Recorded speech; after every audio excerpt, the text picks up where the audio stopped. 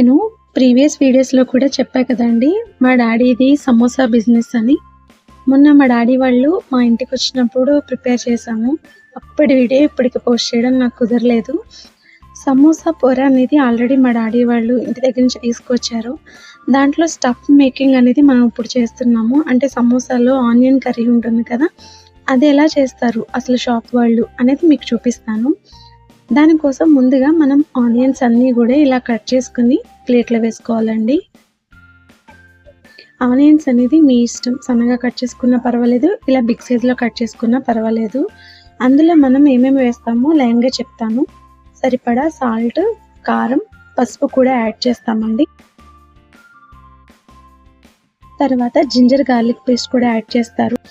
ఇందులో 4 స్పూన్లు ఉప్మా రవ్వ కూడా యాడ్ చేస్తారండి. అదే సూజీ రవ్వ, తెల్ల రవ్వ. ఎందుకంటే కర్రీ అనేది త్వరగా తడి రాకుండా అనమాట.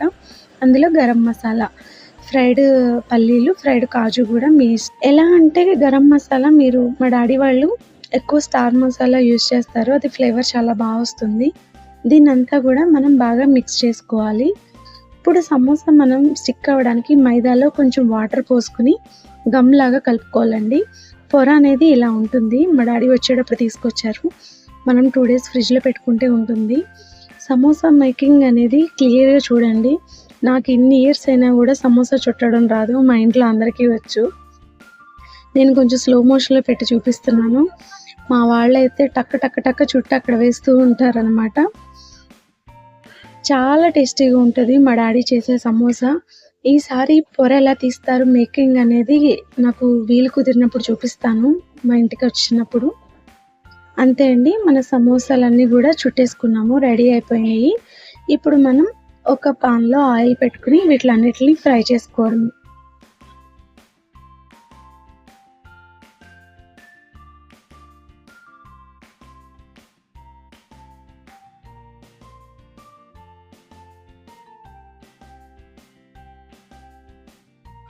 సమోసాలు ఈ కలర్ వచ్చేలాగా మనం ఫ్రై చేసుకుంటే చాలండి. అంతే, మన సమోసాలు అనేవి రెడీ అయిపోయాయి. ఎలా అంటే నాకు మా డాడీ చేసే సమోసా ఎక్కడ దొరకదండి. తెలంగాణలో కూడా దొరకదు. నేను అతి చేయట్లేదు నిజంగానే. ఇక్కడ అసలు స్టఫింగే ఉండదండి. మొత్తం మైదా పొరే ఉంటుంది కానీ లోపల ఆనియన్ కర్రీ అనేదే ఉండదు. దీన్ని లెమన్తో సర్వ్ చేసుకుంటే చాలా యమ్మీగా ఉంటుంది. మన ఛానల్లో కంటెంట్ అనేది మీకు నచ్చితే లైక్ చేసి, షేర్ చేసి, సబ్స్క్రైబ్ చేసి సపోర్ట్ చేయొచ్చు కదా. Thank you for watching. Bye.